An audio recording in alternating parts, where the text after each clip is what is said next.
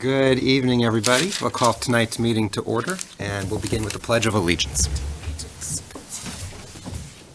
I pledge allegiance to the flag of the United States of America and to the republic for which it stands, one nation, under God, indivisible, with liberty and justice for all. We will begin with public audience. Joan. Surprise. I don't know what I would do if you didn't raise your hand. Just glad you're feeling better. Joan Coe, 26 Whitcomb Drive. On January 22nd, 2020, there was a Hartford Courant article, quote, "Months after no confidence vote, police union, town still in talks," end quote. Union President Gary Gray said, quote, "The union is not looking to have Chief Nicholas Bolter removed from his position or retrained.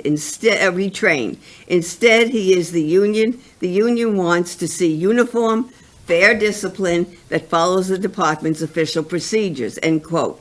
The officers that cast the ballot, nearly 80% voted that they did not have confidence in Bolter.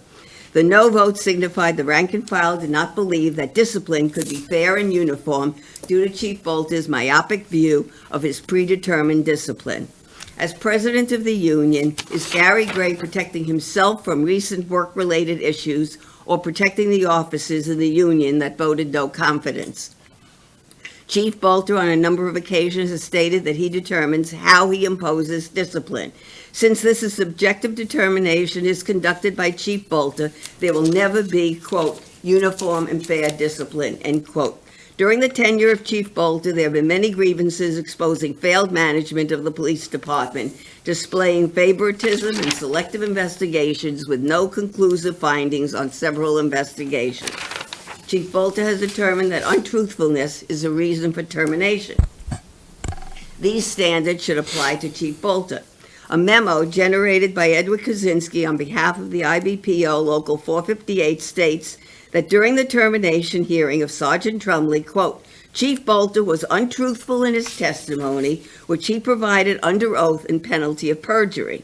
Our position is that Chief Bolter is holding Sergeant Trumley accountable for perceived acts of untruthfulness. However, we have evidence to show that Chief Bolter intentionally and willfully was untruthful in his sworn testimony or intentionally and willfully untruthful in his memorandum to local union president Gary Gray on May 17, 2019, end quote.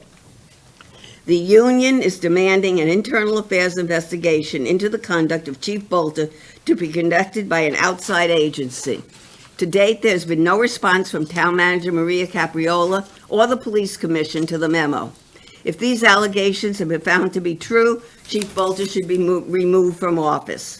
All these allegations will be discussed when Sergeant Trumley's termination hearings are convened, and Sergeant Trumley will return to work at great expense to the taxpayers for the failed leadership of Chief Bolter. The rank and file officers come to work every day to provide professional service to the town. However, presently, there is a toxic work environment with lack of trust in the leadership of Chief Bolter, with continual pattern of internal investigations due to Chief Bolter's perceived rumors within the police department. Under the leadership of Town Manager Marie Capriola, the town is being governed by around 50 boards, commissions, and subcommittees, temporary committees, and other miscellaneous groups. Policy should not be governed by committee. This is not only a clerical nightmare, but a time-consuming activity by staff to supply professional support services, staff to track the minutes, schedule meetings, personnel for each committee, and other time-consuming activities and costs associated with the meetings. Perhaps the Board of Selectmen should review the need for all these entities and consolidate their activities. According to Town Manager Maria Capriola, all requests for files or documents must be requested under the Freedom of Information Act through the Town Manager's office. The FOIA requires the request to be fulfilled within 4 business days. I have several requests that should be able to received immediately. The actions have been finalized. However, this is not happening. If this continues, my only resolve is to file a complaint with the Freedom of Information Commission on the town's inaction to fulfill my requests in a timely manner and ask them to impose a fine of $1,000 on the town. The union grievance against the town terminated Assistant Town Planner Robin Newton should be heard shortly and rule in favor of Robin Newton. The Commission on Human Rights and Opportunities have received the town's response to Gertrude Ducey's termination at the library while under medical leave. There was a financial settlement from the town to Terrence Schrager, a recreation employee, to withdraw her union grievance against the town. I have asked for the agreement under FOI, but due to date, there was no response from the town. The Board of Finance recently received notification that in 7 of the last 11 years, the Simsbury Revenue Fund has ended in a deficit, and there is a need to improve sustainability of the funds. In 2019, the deficit was $228,038. It is time to have discussions with professional managements of golf courses and issue an RFQ for full contracted services of the entire golf course facility. All of my comments will be posted on Simsbury Patch, Twitter at Joan Co., and newsfeed on Facebook. Thank you for listening. Thank you, Joan. Would anyone else like to speak in public audience tonight? Okay, hearing none, we will move on to the first Selectmen's report and then the Town Manager's report. So the Board of Selectmen has put together 5 work groups that are tackling issues and then bringing back policy recommendations to the full board. We're developing an ordinance to regulate the market for short-term rentals on things like Airbnb, working on a wildlife feeding ordinance. The next meeting for that work group is the 28th of February at 8 a.m. at Town Hall, and we expect the proposed ordinance to be shared with the Public Safety Subcommittee at some point in March. We formed a work group to make policy recommendations around the Parks and Rec Special Revenue Fund, as Joan mentioned a moment ago. The fund has lost money for 7 of the past 11 years, and we're joined on that work group by members of Culture, Parks and Rec and the Board of Finance to make policy recommendations. There's a work group that's considering revising the ordinance that gives tax abatements to our volunteer firefighter and ambulance personnel.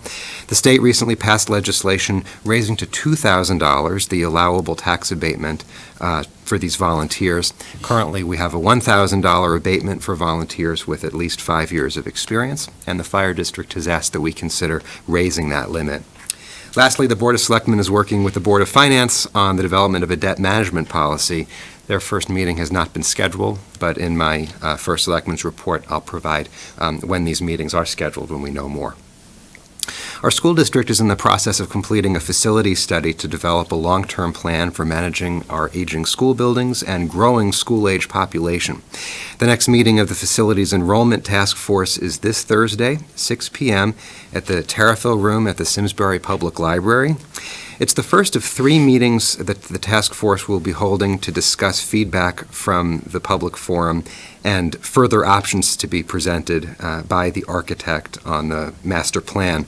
The task force is a working group and will not be taking public comment at this week's meeting.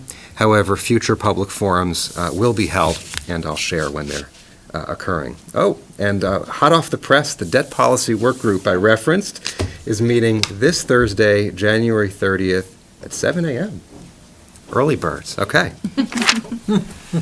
On January 29th, that is this Wednesday, staff from Congresswoman Hayes' office will be at the Simsbury Public Library from 10 a.m. to 1 p.m. Casework on Your Corner is a free, nonpartisan service open to all residents of the 5th District.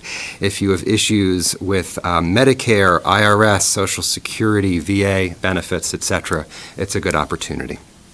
The Simsbury Chamber of Commerce and Main Street Partnership and the Simsbury Economic Development Commission are hosting the annual Legislative Breakfast, Tuesday, February 11th from 8 to 10 a.m. at the Simsbury Housing Authority. It's an opportunity to share your priorities for the 2020 legislative session. The event starts with networking and is followed by a panel discussion with Senator Kevin Whitgos and Representative John Hampton. Coffee and light breakfast will be provided. They ask that you RSVP to Lisa Gray at the Chamber, 860-651-7307. Last but not least, Christmas tree collection. If your trash hauler is all waste, they're picking up trees this week, the week of January 27th. Maria. Great, thank you. Good evening. A quick reminder that our budget workshop is scheduled for March 7th. That is a full-day session. Also under Board of Selectmen business, very good news to report. We recently had a bond rating call with S&P, and they did announce that they have confirmed our AAA bond rating status. They particularly noted that they were impressed with our very strong management team, our strong economy, strong debt in terms of the amount of debt we have, and our rapid debt amortization, among other factors. So this should position us well. We do have the first of two bond issuances for Henry James coming up on January 30th. So this should help us receive a favorable and lower interest rate. So really good work to the team that helped prepare for that call, particularly Amy and Melissa. Thank you. For departmental news and notes, under Culture, Parks, and Recreation, our summer program registration is opening up this Friday, January 31st. Folks can go to simsburyrec.com. We do encourage people to sign up as early as possible. Some of our more popular programs and camps do fill up relatively quickly. So just want to make sure that people are aware that registration is opening. From the police department, we hope that folks will be able to join us tomorrow, January 28th at 3 p.m. here in the main meeting room of Town Hall. We're going to have an opportunity to conduct a more formal swearing-in ceremony for Police Officer PJ Gronsky. If you might recall, we did a very quick swearing-in ceremony for him on December 27th because he was going to the police academy thereafter on December 31st. He has completed his training at the academy. He has now also completed his field training, and he's working independently as an officer for the town. So we're really excited to be able to do a more proper and formal swearing-in ceremony for him, and welcome everyone from the public to join us. From Planning and Development, Tom Hazel will be joining the department as our new co-compliance officer. He's going to begin work on February 10th. He is currently working for the town of Windsor and serves as an inland wetlands agent and environmental planner. He has previously served as a code enforcement officer for the town of Wyndham. He has a bachelor's degree in natural resource management from UConn and is a certified wetlands agent. So we're really glad to have Tom join us, and congratulations and welcome, Tom. From the assessor's office, you may recall we had two promotions in that office over the fall and winter, and we had a vacancy for the assessor's office aide, and Jen Espinel will be joining us also on February 10th. She has been working in the insurance industry for about 15 years, and we do think that she has a lot of really great transferable skills from that work experience, and should serve as a great foundation for her future here in Simsbury. A big portion of her job is customer service, and I think that her customer service philosophy will fit in really nicely here in terms of being very responsive and helpful to our residents. So welcome, Jen. Just a quick reminder, under special events, we do have AARP tax assistance coming up February through April, with information available there, as well as the AARP Smart Driver course. Great. Thank you. All right, thanks, Maria. Under Selectmen Action, item A is tax refund requests. Is there a motion effective January 27th, 2020, to approve the presented tax refunds in the amount of $32,790.57 and to authorize Town Manager Maria Capriola to execute the tax refunds? So moved. Second. Any further discussion? All in favor? Aye. Any opposed? Okay, that motion carries. Item B is a proposed opioid response initiative grant. The Community and Social Services Department has the opportunity to apply for a grant from the state for local opioid prevention efforts. Kristen, anything you wanted to add there? And I'm not trying to put you on the spot. If not, I noticed you're here, which is why I'm asking. Do you want me to stay comment from here? If you could go up, that would be awesome, just for the microphone. Good evening. So this was an additional grant opportunity that we have not applied for in the past. So this is a new opportunity for us, and it's through Amplify, which is our partner that provides funding to us currently for our local prevention council. This grant is part of the state opioid response initiative, and we are asking for the $5,000, and our deliverables that we're going to look to achieve will include dissemination of more educational materials to all of our public audiences, particularly our school-age children and parents, and also providing more training on the use of Narcan and QPR, which is question, persuade, and refer. It's It's sort of a layman's training for a response to suicide and suicidality. And then we're also going to be working towards creating a recovery-friendly community. And that's something that we are going to be working on this grant, all of our deliverables. We're going to be partnering with A Promise to Jordan. So Lisa Gray is also here tonight from A Promise to Jordan, and we're really excited to form that new partnership between A Promise to Jordan, Community for Care, and Social Services. It's great. Thank you. Any questions for Kristen? Excellent. Is there a QPR training in general out there today, like in the town or So in others? I do know that that's offered through Farmington Valley Health District. Okay. There is a staff person there that's trained in it and does provide the training. They came out and did the training for my staff, and then they provide these trainings in the area. So when we have a date for another one, we can certainly share that with you. Okay. Is there anything you want to add, Lisa?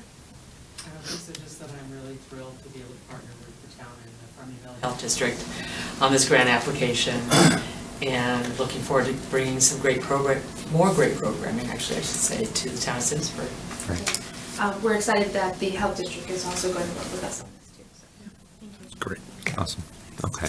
Is there a motion effective January 27th, 2020, to approve the Community and Social Services Department's application for a grant through the Connecticut State Opioid Response Initiative Community Mini Grant in the amount of $5,000 to support local prevention efforts, and also to accept the grant award should it be awarded?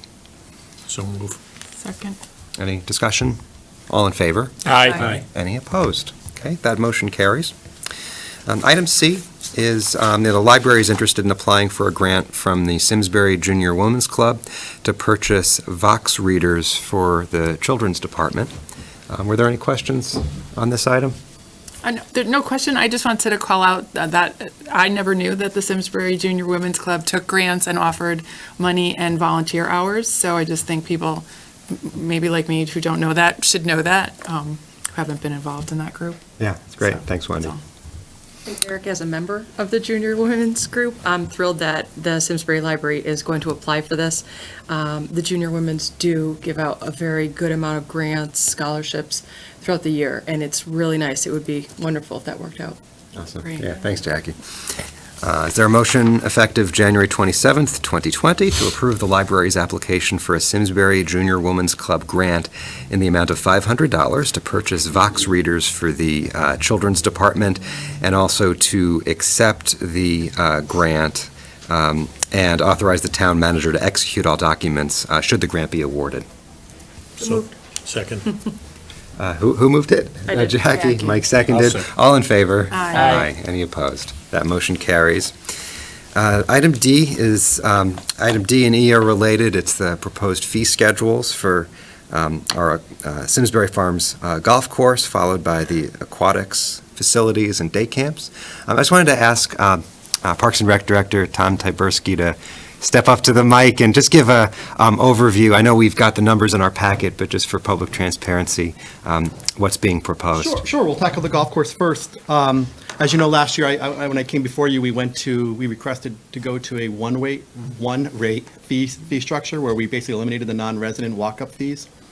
It was very successful. Not too many, very few negative comments regarding that one rate schedule, that fee schedule. And other, as I mentioned last year, other municipal courses were going to the same thing. So we benchmark ourselves against other courses, and they basically followed our lead. Everybody was in discussions last year. That did lead to a significant rate increase last year for some of the residents on the walk-up rates. Those who had season passes weren't affected last year. We knew this year that most likely our season pass rates were going to go up. We had run, as you're aware, we ran that season pass promotion in September through December, where we allowed any of our pass holders and people who wanted to be new pass holders a chance to buy a 2020 pass at a 2019 rate through December 1st. It was very successful. We actually, I think, sold 50 renewable passes and over 20 brand new passes that previously weren't pass holders. So successful endeavor in that. But getting to the fee increases for this year, we're proposing no rate increases on the walk-up, on the daily fees. But that does mean, we do have some revenue additional revenue we do need to bring in for our budget purposes. So we're proposing $50 increases and $50 increases to our adult season passes and $25 increases to our senior passes this spring. And in addition to the passes, we also didn't raise fees on our golf carts, our range balls, the discount passes in the last 4 or 5 years. Those are going to go up slightly, $1 on those, pretty much across the board. For a total revenue projection in 2020 at average play of $22,845. And that should give us the cushion we need in our budget if we get a less than average season. Okay, thanks. Quick question on that. So we split the cart revenue and the range balls with the pro? 70-30, yes, we do. Yeah. About 70-30. So that's factored into the It is revenue factored there, projection? yeah. Okay. Cool. Thank you. You're welcome. Any questions on the golf? What was driving the increase? Was it the minimum wage increase that was driving the need? Somewhat. Minimum wage for the golf course is going up. It's forcing us to, let's see what kind of increase we're getting for minimum wage on the golf course. I apologize. About $3,700 on the golf course. But we also have agricultural costs going up. All of our suppliers, their costs are going up. The parts are going up. So that's what's driving the cost on the golf start. We have union negotiated contracts that we expect to, there will be some increases there and costs with benefits as well. So those are the increases on the golf side. Okay. Other questions? Reasonable. Okay. Is there a motion effective January 27th, 2020 to approve the 2020 fee schedule for the Simsbury Farms Golf Course as presented? So move. Second. All in favor? Aye. Any opposed? Okay, that passes unanimously. And turning now to the aquatic facilities and the day camps. Aquatics and day camps. We do have significant increases here. We will on our expense side with minimum wage this year. Just in case you're going to ask the question, our minimum wage with the day camps is going roughly up about our minimum wage, our seasonal rates, seasonal overall cost is going up about $6,000. On the pools and rink, it's going to be going up about $20,000. So those necessitate and most of our cost due to the summer programs is from our seasonal staff. So what we're proposing this year, last year we didn't do much of an increase for our resident season pass holders, and we really increased the rates on the backside. People who purchased their passes after May 31st saw the largest increase. What we saw was very successful. Most people did buy their passes before May 31st, which is good for us in case we do get a lot of rain like that summer of 2018. So what we're proposing this year is about a $15 increase on our family of 4 season pass, a $5 increase on the individual season pool pass. Small increases for the seniors, about $5. They hadn't been raised in about 4 years, and your chart shows that.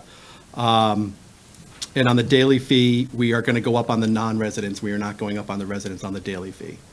So that's what we're going to be able to do this year. On the pool side, on the aquatic side, increased revenue projection is about $17,000, slightly over that. With our day camps, again, fees about 10% higher this year due to the minimum wage increase. Camp Stuff, we're changing the names back to what they were previously. So Summer Explorers is now Camp Stuff to do again. About a $20 increase there, but last year we did offer a preseason discount. So most people, if you bought your camp after May 31st, you were paying basically the $195. Most people took advantage of that. We're just eliminating that preseason rate on the day camp this year. The Koala Kids program, previously Junior Explorers, we're no longer doing a full day program there. We're going to go back to doing a half day.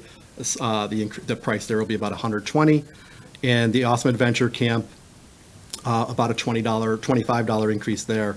That's primarily our staff and all of our places where we go, Six Flags, Brownstone, all of those field trip places, they're facing the same thing we are with minimum wage, so their costs are going up as well. Total projected revenue on the day camp side is about $18,000. And that's what we're hoping for. Those will give us what we need to make those programs successful. Okay, thanks, Tom. Other questions here? Okay, is there a motion effective January 27th, 2020 to approve the 2020 fee schedule for the aquatics facilities and the day camp programs as presented? So moved. Second. All in favor? Aye. Any opposed? All right, that motion passes. Thank you, Tom. Next, Amy Merriweather, Finance Director, has a budget status report. Okay, so I'll just go through and give you the highlights.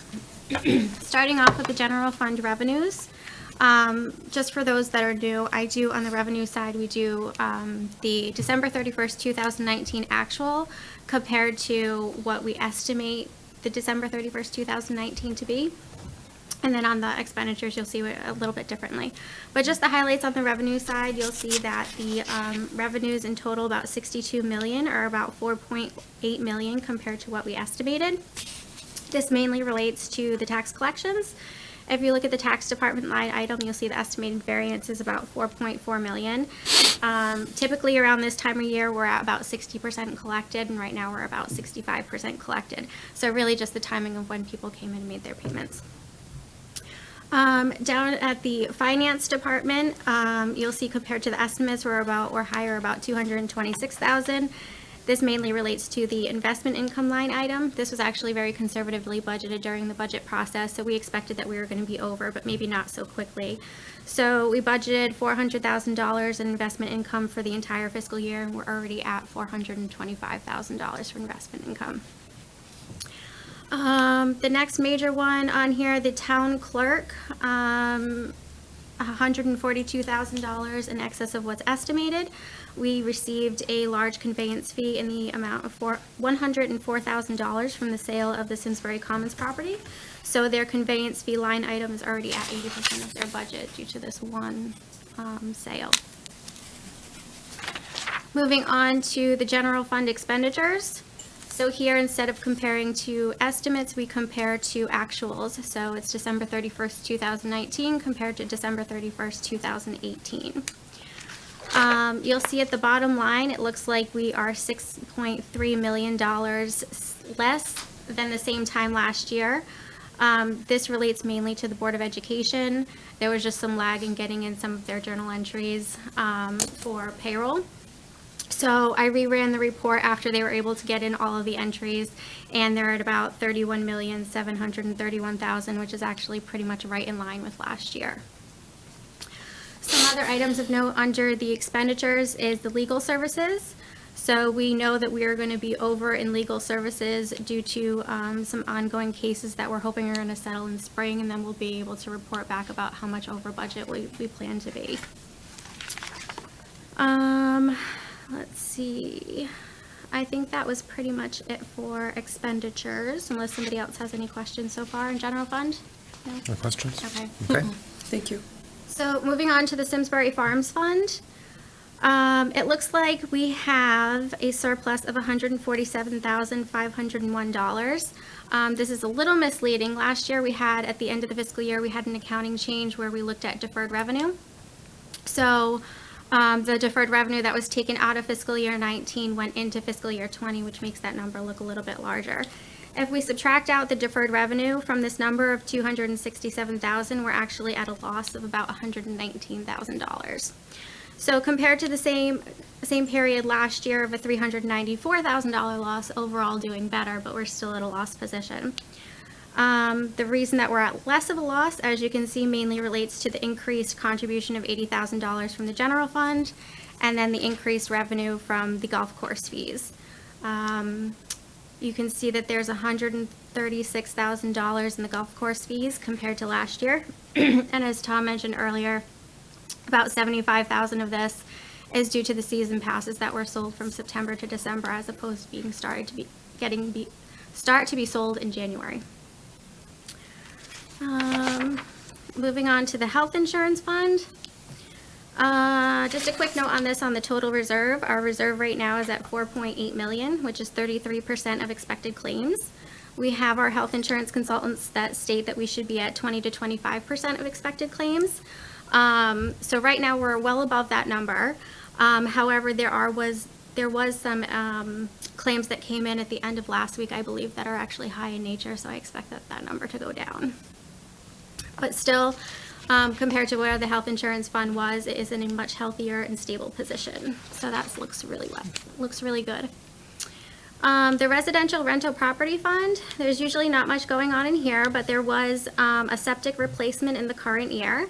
So you'll see in the building improvements line item that the budget is at $2,500 and the actual is $17,000. You'll also see under the 2020 budget, the net change in fund balance was expected to be $27,266. But now with the septic replacement added in there, the increase to fund balance at the end of the year is projected to be $12,700. And then the last fund I wanted to touch on is the sewer use fund. You can see that the net change in fund balance as of 12/31 is 1.5 million. The main reason for this is that we received 93% of the assessments. However, our expenditures are still only at 40%, so as the expenditures increase throughout the year, this net change in fund balance will go down. That's all I have as far as highlights. If anybody has any questions. No questions? Okay. Pretty good. Well done. Yeah, thank you, Amy. Item G, in the months to come, the town will be replacing the carpet in the vault to comply with updated standards for fire safety. Staff is proposing to increase the scope of this project to add high-density shelving to the vault. In your packets is a request to transfer $25,000 from the town clerk LoCIP fund to pay for this purchase. And for the public's understanding, that fund is used to pay for capital improvement projects such as this. And it's built up over time where anytime, I think it's a land record, $3 from that land record fee goes to that fund. So that would be the use. Maria, was there anything you wanted to add to this item? That's a great introduction. This is in a special revenue fund, and there are some specific uses for types of capital purchases that this money can be used towards. And I think that this would be an appropriate use of those funds, particularly since it's related to records management, including our land records. Any questions on this item? Makes sense. Don't worry, I think we're going to approve it. Is there, yeah. Is there a motion effective January 27th, 2020 to recommend to the Board of Finance a transfer of $25,000 from the Town Clerk LoCIP Fund to the Capital Non-Recurring Fund to cover the cost of high-density shelving in the town vault? So moved. Second. Is there any further conversation? No, I'll let it go. All in favor? Aye. Aye. Any opposed? Okay, thank you. Good luck with your shelves. And carpet. Item H is a proposed Eversource easement at Ryan Circle. Eversource has requested a permanent easement from the town so that they can access existing electrical transmission lines, which are currently not accessible from their existing right-of-way. In exchange for the easement, Eversource would give the town $20,000, which staff proposes to put in the open space, in the fund that supports our open space. The area we're talking about is east of Ryan Circle and west of Penwood State Forest. If you look at a map, it is right where Hallview, Ryan Circle, and Hunting Ridge come together. We've received a positive referral from the Planning Commission, and we've also reached out to neighbors to understand if there are some concerns about taking this permanent step. Maria, could I ask you just to elaborate on what we've heard from neighbors? Sure. We really didn't receive feedback with the exception of, I believe it was at the Planning Commission level, and Jeff, please correct me if I'm wrong, about the aesthetics of the gate that was planned. So they came back with a revised gate entrance, which is included in your packet. And we have requested that is included in the permanent easement essentially mirrors what we asked of them in the temporary easement. So in terms of hours of work, how they would notify us, et cetera. Again, we made sure that was consistent with what we did during the temporary agreement. The temporary agreement was relatively seamless. We didn't receive, complaints, concerns. Staff from Jeff's team did go up and do periodic inspections and wasn't concerned with any of the work that was going on at the time. No, sure, go ahead. My name is William Bezick, my wife Trish Bezick, and we live at 34 Huntington Ridge, right where the path is. Okay, and they were very good. They Eversource, kept us our property. They didn't cutting the brush down. We're just concerned about where the fence. We really don't want. We spoke to somebody in the town hall, and they. And we would just like it further down. Like I don't know exactly. We could meet somebody from Eversource and decide where to put the thing. And then my other concern was, I don't know if we should put like a no trespassing. I mean, like. they said they were gonna put like a little walkway so we're encouraging people to walk back there. If somebody I'm big on the town of Simsbury, kids grew up here, I loved it, and it's on the property, I don't know how you guys wanna handle that part of it.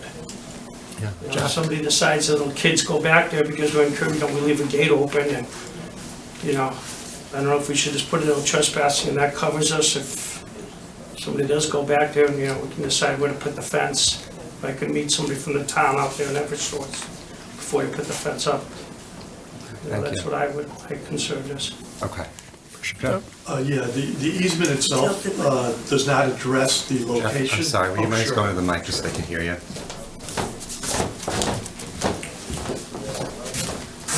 We have spoken with residents on a couple of occasions, and I'm glad they're here tonight. But the one concern they had was, again, removal of vegetation and the location of a gate. We had asked Eversource to install a gate. There's not a gate there now, but we thought it best to kind of minimize any vagrant vandal activity back there by controlling access. That'll be vehicular access control only. There'll still be a gap, so to speak, for pedestrian access. Because it's open space land, this gives the opportunity for the public to continue to use it, just for hiking and what have you. So in terms of the gate, what we thought we would do is if this easement agreement was favorable for the board, that we would actually have the location staked out and notify the abutting property owners to the location before the thing was actually installed. So everyone's comfortable with the location. The gate itself, we think is going to be an addition. It's actually fairly attractive. I don't know if you saw it. It's more of a farm gate, I guess, as opposed to a utilitarian gate. So we think it's going to be, I guess, attractive to the neighborhood. But it will be set back from the road. It won't be right on the road. And the other concern the Planning Commission had was there's stone cairns or pilasters that are actually marking the open space. Those are not going to be impacted. The road is actually already established by Eversource through the temporary agreement we had with them back in 2018. So that's the road they will use because they've hardened it already. Okay, thank you. Were there questions? I live up there, so I was just, so the gate's going to be on the road that goes down to, Yeah, it's going to be road, set yeah. back to Okay. a point I know. really where it's before it starts to drop off. So it's visible to any vehicular Okay. activity, but it's set back so it's not prominent. okay, and the On the posts, road. I didn't realize that's where that's open space land? It is. Okay. Yeah, and that access, I think informally was used by Eversource over the years, Yeah, but now they'd like to formalize that. okay. Do you feel like that adequately addresses the concern? Yeah, it sounds like a good plan, and we're gonna get it surveyed just to see exactly where Eversource, and then if we have a problem with Eversource, we don't have a problem with the town, but if we have a problem with Eversource, they can put some brush or something, we'll contact them to plant some more, but they, down the side there, they kept it pretty nice for us. So I can't see, why the town would, now take it out, that the road is, the road is perfect for emergency vehicles or anybody needs to get down there at night. Okay, thank you. Appreciate that, thank you. Excuse me, I just would like to, the town and when they decide where they want to put the gate, that's what he, Sure. Yeah, we'd be glad to coordinate with you once that time comes. otherwise that probably works next week. works fine for us. Yeah, I personally just want to make sure that there's a level of comfort, because what we're doing is it's a permanent thing, and it's to an extent, it's a lack of, we're losing some control, and I just want to make sure that that this board and neighbors are reasonably comfortable with the step we're taking. Okay. Makes sense. Is there a motion effective January 27th, 2020, to authorize Town Manager Maria Capriola to execute a permanent access road easement on land owned by the town of Simsbury to the Connecticut Light and Power Company, DBA, Eversource Energy, for the purpose of constructing and utilizing their existing right-of-way on the east side of Ryan Circle and Hunting Ridge Road on Assessor Map ID I-09, Block 106, Lot 000? So move. Second. Any further discussion? All in favor? Aye. Any opposed? Okay, that motion carries. Thank you for being here. Thank you, guys. Item I is proposed agricultural lease extension. This would be Dewey Farm. A family that rents a plot of land from the town has expressed interest in extending their ground license with the town, which expired at the end of last year. That's the former Dewey Flower Farm on Terry's Plain. Staff believes they've been good stewards of the land. They've asked for a, hi! I didn't recognize you. Thanks for being here. Just as by way of introduction, Happy New Year. feel free to come on up just for the microphone for the TV folks. So we have two other ground licenses that expire at the end of this year. If we do a one-year extension, it would be an opportunity to line all of those up. And my understanding is that if, having read the letter you wrote, that you'd be okay with a 1 year, but your preference would be a 3-year extension? Yeah, I mean, basically, if you know anything about farming, you have to rotate the crops. And in doing this, it takes a lot of labor and a lot of costs, especially with the minimum wage going up. My costs went up quite a bit.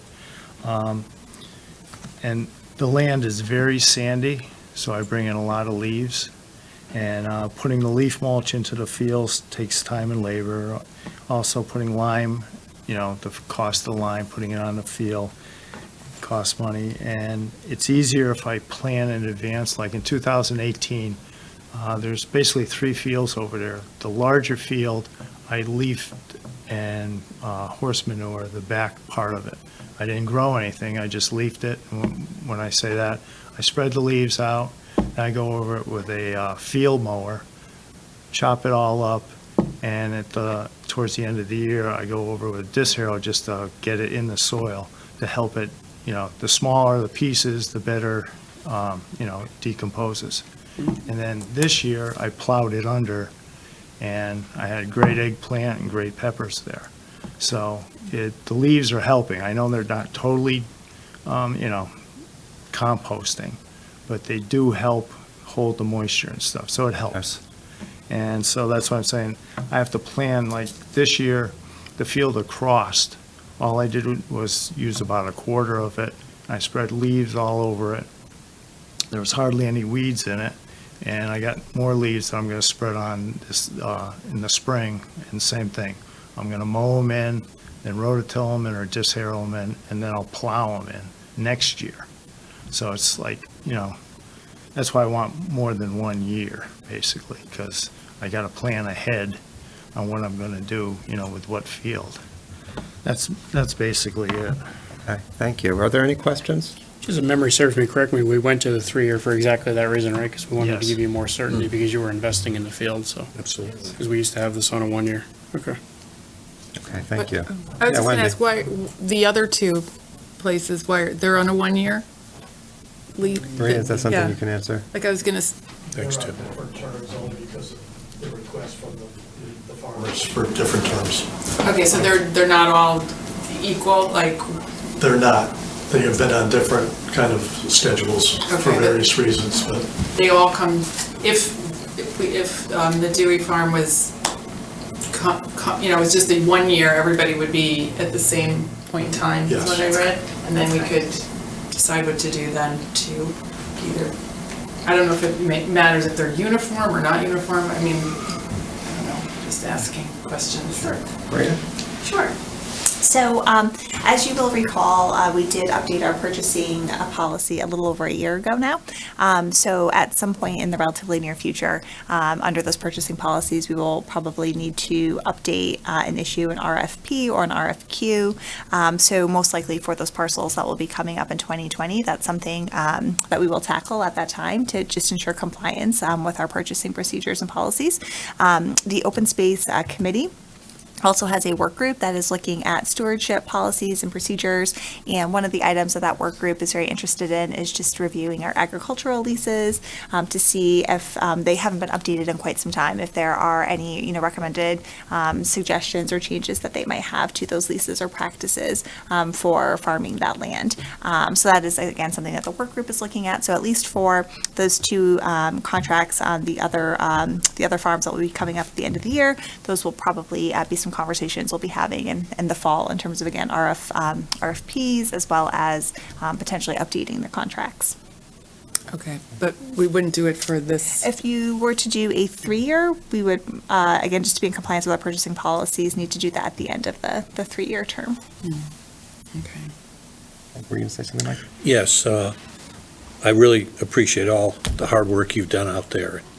I know how hard it is. That's why I got into a different business. But I'm in favor of giving them the 3 years. I know how you've got to plan stuff out. You've done a good job, and frankly, you've been a very good steward of our property. So I'm going to support this, and ultimately, I see us probably coming back around with the other properties, but we got to get there first. Yeah, I mean, we've done this dance a couple times where we talk about making changes, and I'd rather give certainty again and go with the 3-year, and then, again, if we need to revisit it in 3 years. But we left our option open originally because there was a discussion around whether we were going to try to subdivide and sell off some of the parcels on Dewey, potentially, because there might be attractive building lots or et cetera, but that didn't fly with open space, so I think we terminated that conversation rather quickly. I was coming into tonight's conversation with a thought of doing 1 year with the idea of getting all 3 on the same schedule. Having said that, I fully understand your desire for a 3-year, and I think it's the longer contract is a better practice because it also encourages better stewardship of the land, so I completely get that. An investment. And, yeah, absolutely. I So would if be that's in- where I I think would the be in favor of consensus. the 3-year as well, Okay, absolutely. I would be comfortable Yeah, I going had the along same with thought that. as you, just line everything up at the end of this year, but after hearing, the costs and the amount of work that goes into that, so that you could plan for the next couple of years. You want to hurt any small businesses today, Okay. so. All right, is there a motion effective January 27th, 2020, to authorize the town manager to execute an amendment to the current ground license with Ryan Family Farm for a 3-year extension to the ground license for the town-owned agricultural property at the former Dewey Farm? So moved. Second. Any discussion? All in favor? Aye. Aye. Any opposed? That motion carries. Thank you. Thanks a lot. Thanks, Tim. Appointments and resignations. We have a set of recommendations of appointments and reappointments for the Republican Town Committee. How I'd like to handle this is to approve these or discuss and vote on them as a slate, taking out the Conservation Commission and looking and discussing that one separately. So would there be a motion to approve this recommendation, again, taking out that other, the Conservation Commission for further discussion? I'll move that just with the comment that that's highly unordinary for us to do. It's not typically how we handle these appointments from the political parties. Is there a second? I'll second it. Any further discussion? All in favor? Aye. Aye. Any opposed? Okay, that passes unanimously. Is there a motion effective January 27th, 2020, to reappoint Donald Eaton as a regular member of the Conservation Commission with the term expiring January 1, 2024? So moved. Second. All in favor? Aye. Aye. Any opposed? That motion carries. Is there a motion to appoint, reappoint Jason Levy as a regular member of the Conservation Commission with the term expiring January 1, 2024? So move. Second? Just a little bit of discussion. I'm just wanted to explain why I'm going to vote against this appointment. Sean rightly pointed out, we have a really nice tradition of not questioning the other party's appointments, and that's not something that I'm looking to make a habit of. This individual has a series of fake social media profiles on Twitter and Facebook. He was actually kicked off Facebook, which is why he has these fake profiles, for the purpose of harassing women, Democrats, and others he disagrees with. My reason for voting against this is not because he is critical of me or my policies. There are plenty of people on this list who are likely critical of that. I'm voting against it because he's a public official, as a member of this board, and I hold public officials to a higher standard in that if you're going to criticize or comment, you should comment as yourself and not as a fake individual. So is there any other discussion? Well, I'm going to be supporting Jason. I do not necessarily have all the details that you just talked about, but I have watched him for a number of years as a member of the Conservation Commission. And frankly, he has been a very good, well-grounded individual on that commission. And because of that, I'm supporting him. We have a tough enough time getting anyone to serve on boards and commissions, let alone somebody that frankly has been a very steadying voice on that particular commission. Okay. Yeah, and I would just note that I can't speak to the audiences that Jason has commented on, other than he comments on pretty much everybody.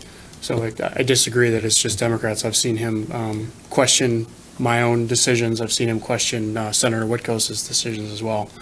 And what I don't want us to get into is to start regulating folks' First Amendment rights from the Board of Selectmen. So I think we just need to be careful in this space. Okay. So all in favor? Aye. Any opposed? Nay. Me? Okay.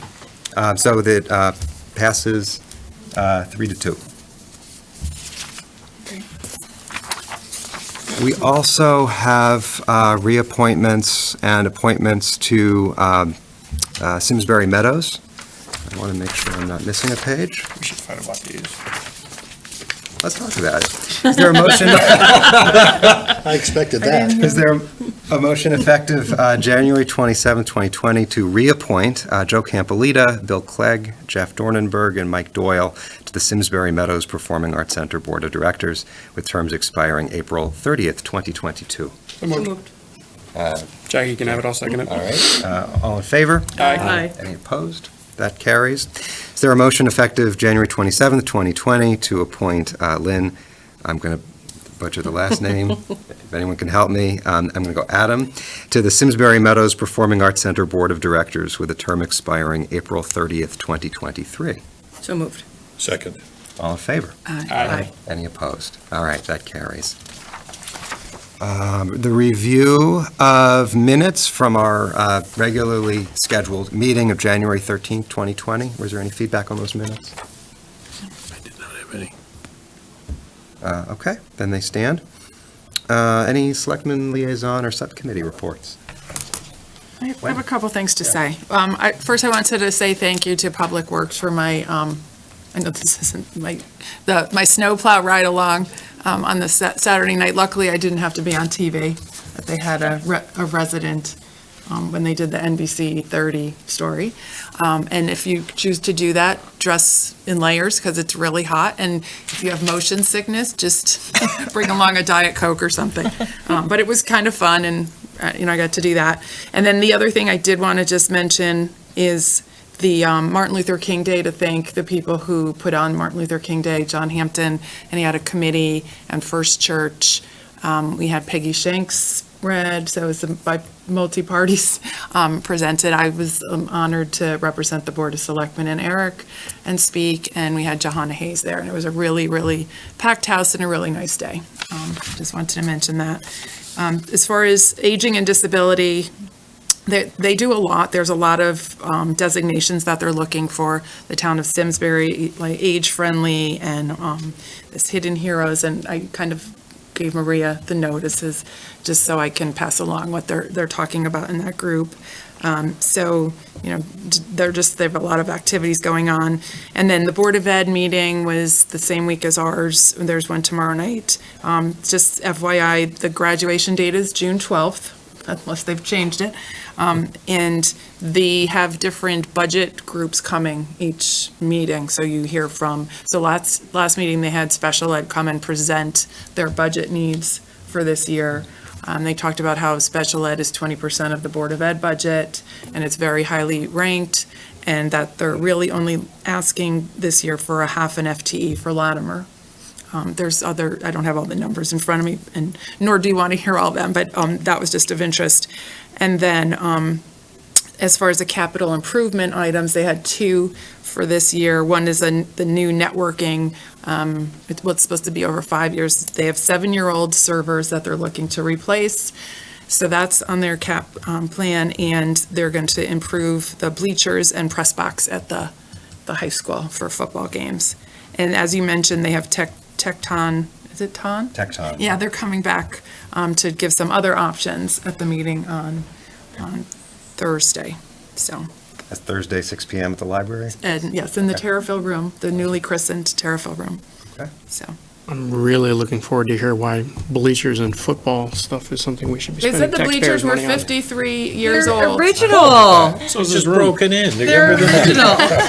That's fine, 53 years, and, yeah. They should have rolled that into the Henry James project where we spent 20 million. It's 850,000 Yeah. is the ask for the Bought that bleachers. field twice now. So. Gonna have No, some we're not fun. shooting the messenger, Wendy. No, not your fault. I'm just No, not recording. you, not you, Wendy. Recording. Just, Thank you, Wendy. Yeah. the Board of Ed's had their turn on capital. Anything else, Wendy? No, and just, I did the public service announcement we got from Melissa today on the coronavirus/flu, just to wash your hands, I guess, is really what the state CDC and the Farmington Valley Health Department is saying. Yeah. Just keep your hands clean. Okay. That was good. Thank you. Anybody else? I can't help it. Is that what we got 25 grand for? So that we go way to wash our hands? No? Okay, I'll leave that one alone.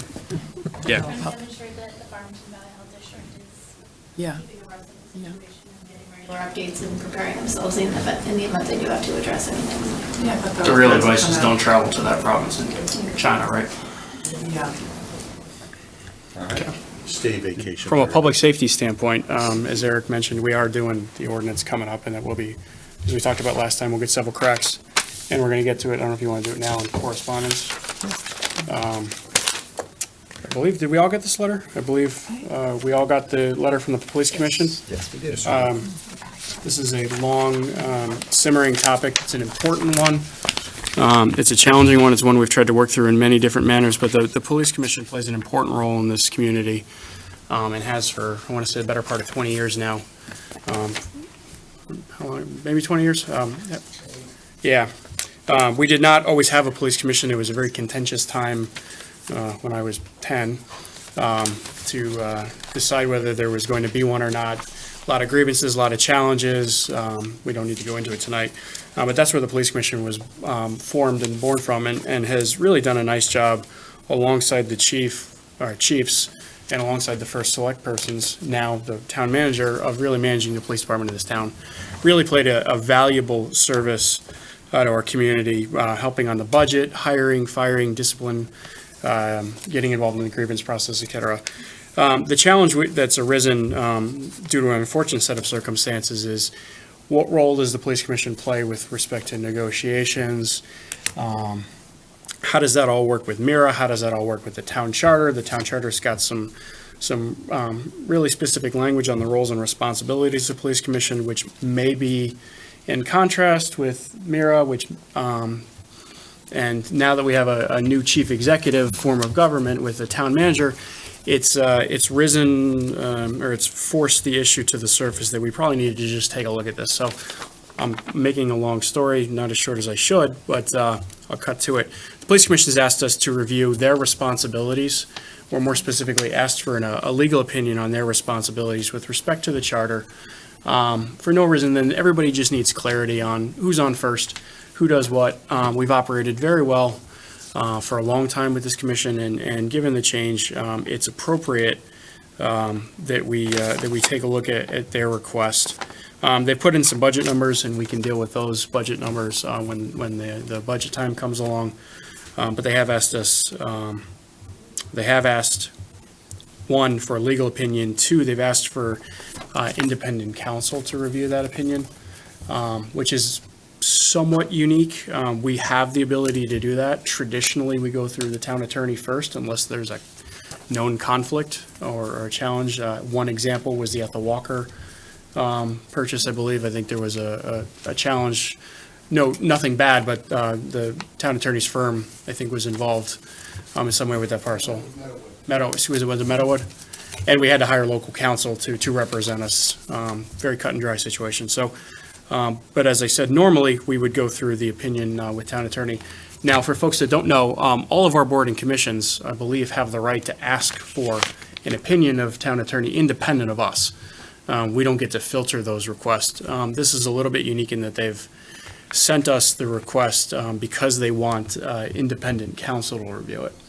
So right now it's correspondence. We can do with it what we choose as a group, but just wanted to make sure that everybody was aware of it. Again, nothing wrong, nothing challenging, just need to make sure that everybody understands roles and responsibilities with the complexity of state statute, of state laws, of our own charter, and if there's anything that needs to be reviewed or corrected, we can do so. Is that fair, Maria? Yeah, I agree. I would absolutely welcome the clarification. And I do think a good first step would be to respect our process and to respect our charter and to at least seek the initial opinion from our town attorney.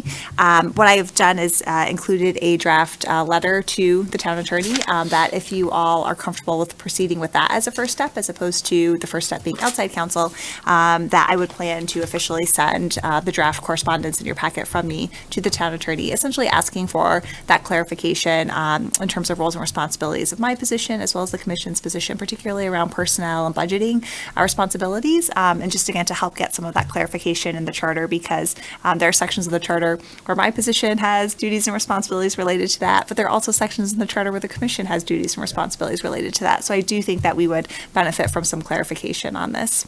Yeah, I'd be supportive of starting to get the opinion from Bob, because that's been our past practice. But I did want to share, if members of the police commission are watching, that if they review that opinion and they still think that there would be value in an outside opinion, that's something that once we take that step, I'd be supportive of doing. The other thing, I thought Sean gave a nice summary.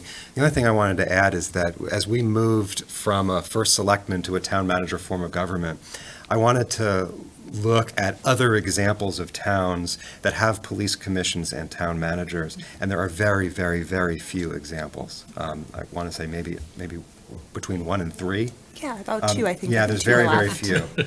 Pretty much. Between 1 and 3. So there are very few models that we can look at to resolve this outside of getting these legal opinions. So I think this is where we are, and it's the right next step.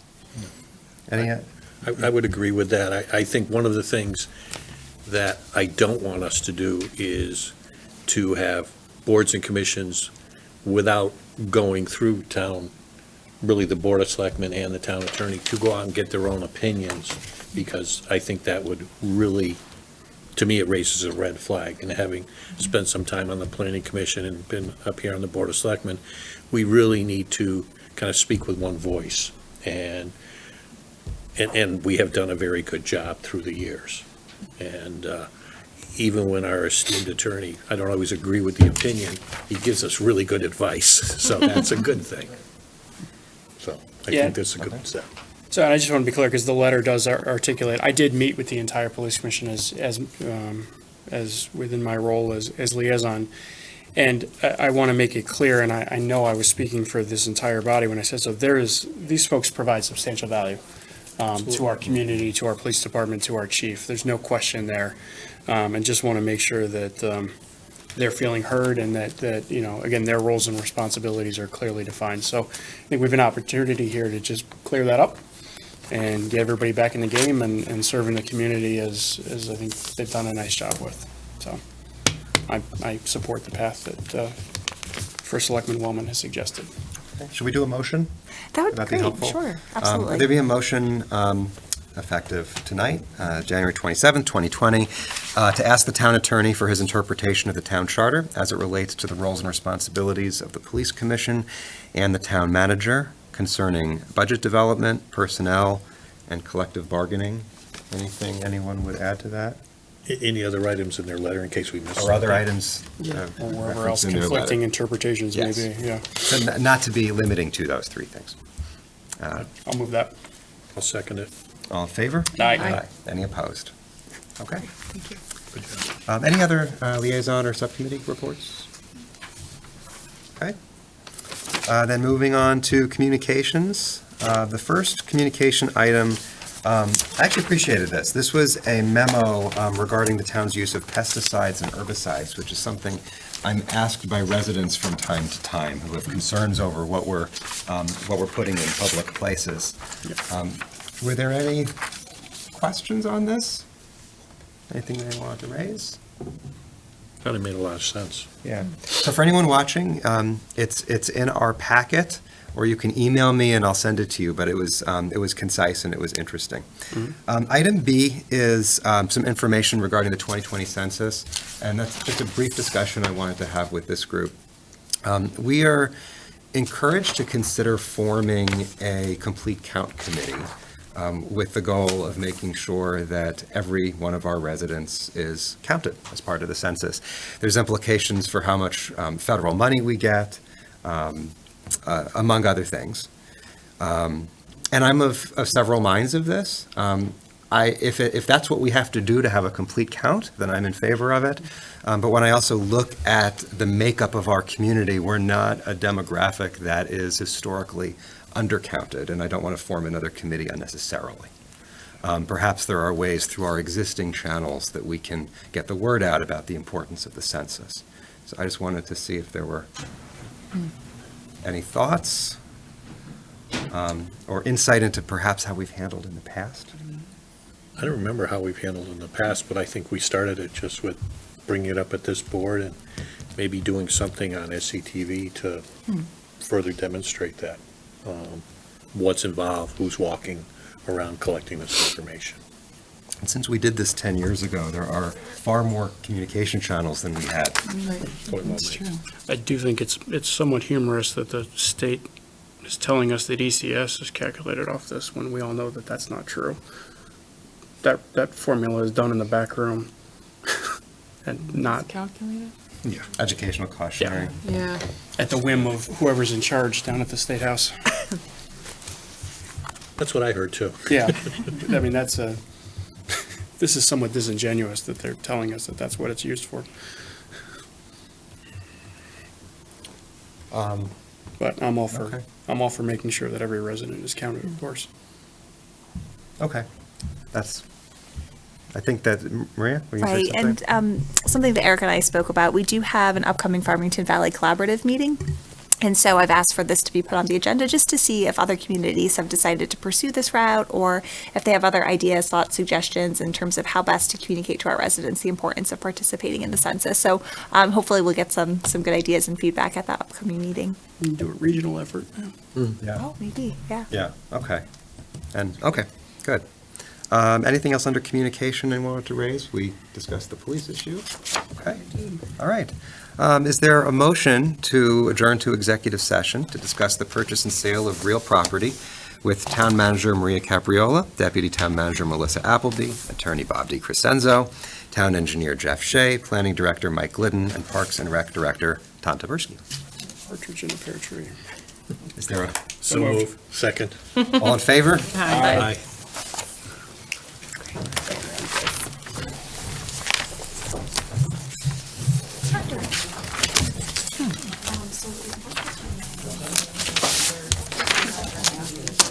Probably within the next day or two.